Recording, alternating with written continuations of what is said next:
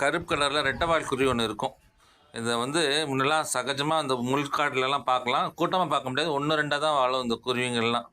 So இந்த குருவி பேர் வந்து அக்கக்கா குருவி இல்லாட்டி ரெட்டைவால் குருவி சொல்லுவாங்க. செம்ம கருப்பாக இருக்கும், ஆனால் அழகாக இருக்கும். அது அந்த கதிர் மேலே உட்காந்துக்கிட்டு இருக்குது, அந்த முள் ஓடையில் உட்காந்துட்டு அப்படியே டான்ஸ் காற்றுக்கு ஆடிட்டே இருக்கும், தனியாக பறந்துட்டுருக்கும். இது நீங்கள் எந்த படத்துலேயும் பாட்டுலேயும் பார்த்தாலும் சரி, அது தனியாகவே இருக்கும்னு வச்சுக்கோங்களேன். இது குயிலோட கருப்பு, குயிலுக்கு கண் சிவப்பாக இருக்குன்னா இது அதுவும் கிடையாது, ஃபுல் கருப்பாக இருக்கும், ரொம்ப அழகாக இருக்கும். இது இந்த குருவியெல்லாம் நாங்கள் இந்த இடத்துக்கு வந்த புதுசில் ஓடங்காட்டில் 1 2 பார்ப்போம். இந்த குருவியெல்லாம் மற்ற பறவை மாதிரிலாம் கூட்டமாலாம் இருக்காது, ஒன்று பார்க்குறது பெரிய அதிசயம். இன்றைக்கி என்னென்னா இது 2 வந்திருக்கு, ஜோடியாக வந்திருக்கு.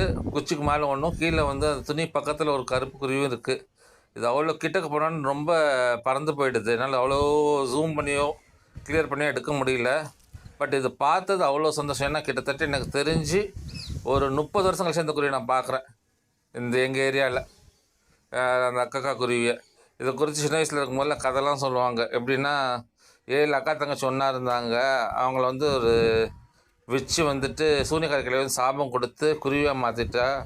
அப்போ அந்த 7 குருவி என்னைக்கு ஒன்றா பார்க்குதோ அப்போ தான் அவங்களாம் இப்போ சாபம் விமர்சனம் மட்டும் வருவாங்கன்னு சொல்லிட்டு. அந்த கதை உண்மையோ பொய்யான்னு கூட தெரியாது, பட் கேட்க நல்லாயிருக்கும். ஆனால் என்றைக்குமே நீங்கள் இந்த குருவி வந்துட்டு 4 5 அப்படி பஞ்சாக பல்காலாம் பார்க்கவே முடியாது, 1 மேக்ஸிமம் 2 பார்க்கலாம்.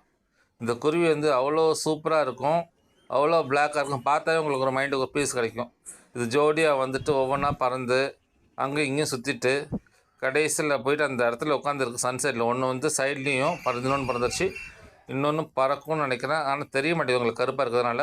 பிடிச்சிருந்தால் லைக் பண்ணுங்கள், ஷேர் பண்ணுங்கள், சப்ஸ்கிரைப் பண்ணுங்கள்.